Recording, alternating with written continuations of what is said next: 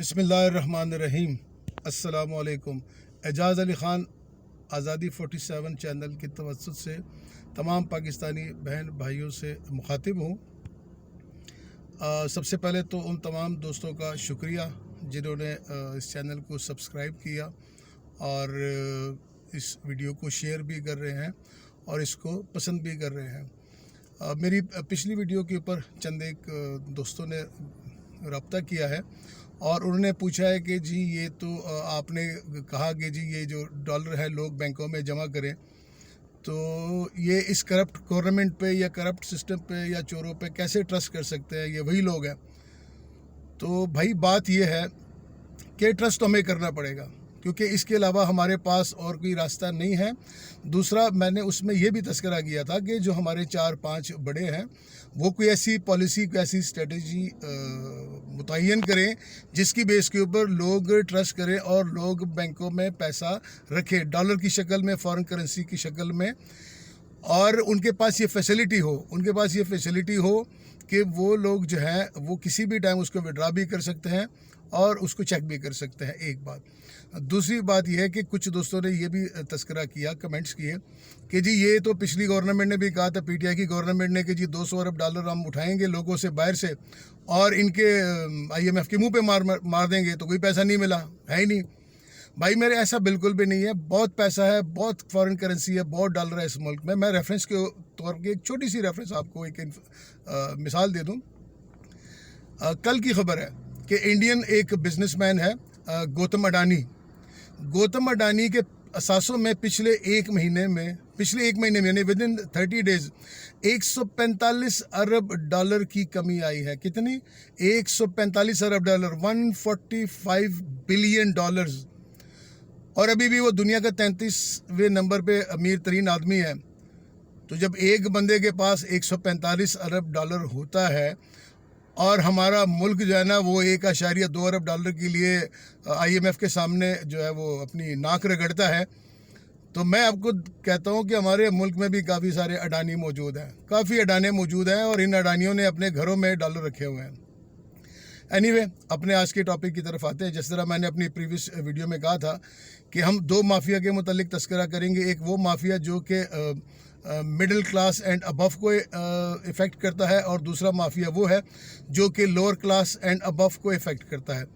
तो हम आज पहले डिस्कस करते हैं वो माफिया जो कि मिडिल क्लास एंड अबव को इफ़ेक्ट करता है, बड़े बुरे तरीके से डैमेज कर रहा है। वो माफिया है सीमेंट माफिया। सीमेंट माफिया जो है उसने अपना एक अलग ही सिस्टम बनाया हुआ है, एक अलग ही अपना तरीक़ेकार बनाया हुआ है। और आपको ये जान के सुन के एक सरप्राइज़ आप होंगे कि महीने में 1 दफ़ा या 2 दफ़ा तमाम सीमेंट कंपनी के जो मैनेजर्स हैं, जो उनके करते धरते हैं, उनके लोग हैं, उनकी आपस में मीटिंग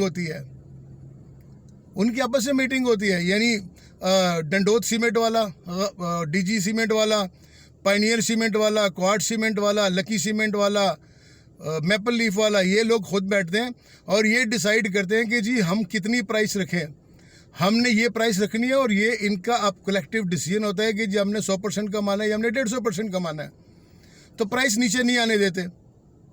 सोने पे सुहागा। इन्होंने क्या किया? इन्होंने ये किया कि पिछले दिनों जब सीमेंट की खपत कम हुई और डिमांड कम हुई क्राइसिस की वजह से, तो इन्होंने पता है क्या किया? इन्होंने किया ये कि इनकी जो डिमांड थी ना वो 40% कम हुई। इन्होंने क्या किया? इन्होंने अपनी जो प्रोडक्शन है वो 45% रिड्यूस कर दी। 45% रिड्यूस करके 2-2-250 कीमतें ऊपर ले गए। प्रॉफिट मार्जिन बढ़ा दिया, प्रोडक्शन रिड्यूस कर दी। उसका खमियाजा किसको भुगतना पड़ा? मिडिल क्लास को और एंड अबव को, क्योंकि घर तो गरीब बंदा बनाने से रहा, दरमियाना बंदा 2-3 मरले की जगह उसको मिली, वो 2-4 कमरे बनाता है, उसका भी बेड़ा गर्क कर दिया कि ना वो घर बनाएगा ना वो बैठेगा, क्योंकि 1050 की बोरी कौन लेगा? आप सोचे किसी दुनिया के किसी कोने में ऐसे होता है? कहाँ गए इदारे, कहाँ गए कंज्यूमर प्रोटेक्शन वाले, कहाँ गए प्राइस कंट्रोलिंग वाले? क्या ये नहीं पता? क्या इनकी ये फैक्ट्रियाँ जो है ये कोई खर्तूम में वाक़या है, सूडान में है? इनकी फैक्ट्रियाँ पाकिस्तान में है और किसी ट्राइबल एरिया में, मैं बताऊँ किसी ट्राइबल एरिया में सीमेंट की कोई फैक्ट्री नहीं है। जितनी फैक्ट्रीज है वो सारी सेटल्ड एरिया में है और उस एरिया में कमिश्नर भी है, डिप्टी कमिश्नर भी है, असिस्टेंट कमिश्नर भी है। लेकिन पता है क्या है? जो अंदर की बात है। अंदर की बात है कि आम बंदे की तो सीमेंट की फैक्ट्री है नहीं, वो भी कोई सेनेटर होगा, कोई MNA होगा, कोई MP होगा, कोई मिनिस्टर होगा, इन लोगों की है। तो इन पे हाथ कौन डाले? बिल्ली के गले में घंटा कौन डाले? कोई नहीं डाल सकता। जब नहीं डालेगा तो वो एंजॉय करेंगे। अच्छा, ऊपर से ये देखें, जब ये इनकी प्राइसेस ऊपर जाती तो इनका मार्जिन तो बन गया। ये मुल्क में जो अनएम्प्लॉयमेंट क्रिएट हो रही है, वो अनएम्प्लॉयमेंट इसी वजह से होती है। जब इंडस्ट्री की प्रोडक्शन कम होगी, 100 बंदों के बजाय 60 बंदे काम करेंगे, 40 निकालेंगे। 40 का मतलब है 40 बंदों का कुंभा। तो ये अपना पूरा इसमें हिस्सा डाल रहे हैं। और ये वही लोग हैं, जैसे मैंने कहा, जिन्होंने घरों में डॉलर रखे। ये बेसिकली वही लोग हैं, ये माफिया है। आपको एक और सरप्राइजिंगली बताऊं सीमेंट इंडस्ट्री का, अगर कोई इंडस्ट्री डिस्ट्रिक्ट रावलपिंडी में वाक़या है तो उसकी प्राइस पिंडी में ज़्यादा होगी। अगर वही सीमेंट वाला चला जाए कोहाट में और उसके मटेरियल कोहाट चला जाए तो कोहाट में उसकी प्राइस कम हो जाएगी, जबकि ट्रांसपोर्टेशन कॉस्ट बहुत ज़्यादा बन जाती है, लेकिन वो प्राइस कम करेगा। इसी तरीके से अगर कोई कोहाट में बैठा है तो कोहाट में उसकी प्राइस, सीमेंट की प्राइस ज़्यादा होगी उस इंडस्ट्री की, क्योंकि वाक़या कोहाट में। लेकिन जब वही मटेरियल लाहौर जाएगा तो उसकी प्राइस कम हो जाएगी। ये इन्होंने ऐसी कोई साइंस आपस में लड़ाई हुई है लोगों को ख्वार करने के लिए, लोगों को तबाह बर्बाद करने के लिए। तो भाई आप सीमेंट मैन्युफैक्चरर से भी गुजारिश है कि कुछ अरसे के लिए अपना ट्राइका या अपना सिंडिकेट या अपना मोनोपोलिस्टिक अप्रोच जो है इसको ख़त्म करें, इस मुल्क पे हाल रहम करें। आप तो यार उस बनिए से भी ज़्यादा हो जो पार्टीशन से पहले यहाँ पे था कि वो 1 रुपये की चीज़ बेचता था तो वो 1 पैसा या 1 आना उसके ऊपर अपना मार्जिन रखता था, तो उसका वॉल्यूम जनरेट होता था, वो होल सेलर होता था। तो आप तो मैन्युफैक्चरर हो। हाउ कम आप 100% मार्जिन या 200% मार्जिन अपनी सीमेंट के बैग के पीछे रखें? ये आप नहीं रख सकते। आप 10-15% पे काम करें ताकि यहाँ पे काम हो। और एक इंडस्ट्री बंद होती है ना कंस्ट्रक्शन की, सबका बेड़ा गर्क हो जाता है। और सीमेंट इंडस्ट्री के बगैर कंस्ट्रक्शन इंडस्ट्री नहीं चलती। और आपकी देखा देखी सीमेंट इंडस्ट्री वालों के देखा देखी ये सरिये वाले भी ऐसे कर रहे हैं। लेकिन चूँकि वो सरिया आज हमारा टॉपिक नहीं है, आयरन वाला वो अगले किसी व्लॉग में इसका तस्करा करेंगे। आज हम सिर्फ सीमेंट इंडस्ट्री को लेते हैं। तो ये सीमेंट इंडस्ट्री पिछले दिनों इनकी जब ये क्राइसिस आए और इनकी डिमांड कम हुई तो उन्होंने अपने प्रोडक्शन कम की और प्राइसेस 700 रुपये फी बैग से बढ़ा के 1000+ पे ले गए।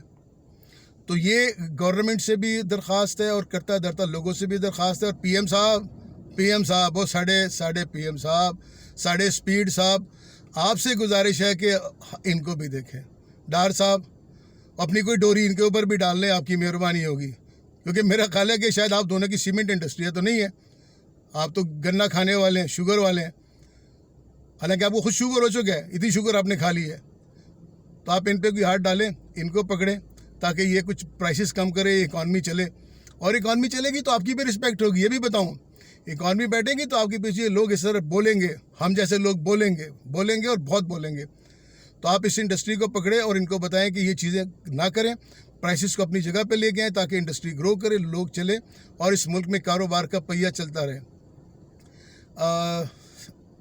सुनने वालों दोस्तों, वीडियो शायद थोड़ी सी लंबी हो गई है, तो हमारा जो दूसरा सेगमेंट है जो पुअर एंड अबव को इफ़ेक्ट करता है, उस पर इंशाल्लाह हम अपने व्लॉग में तस्करा करेंगे और आपके फीडबैक का इंतज़ार रहेगा। उम्मीद है आप वीडियो को लाइक भी करेंगे और शेयर भी करेंगे। अल्लाह ताला हम सब के हाल के ऊपर रहम करे। वस्सलाम।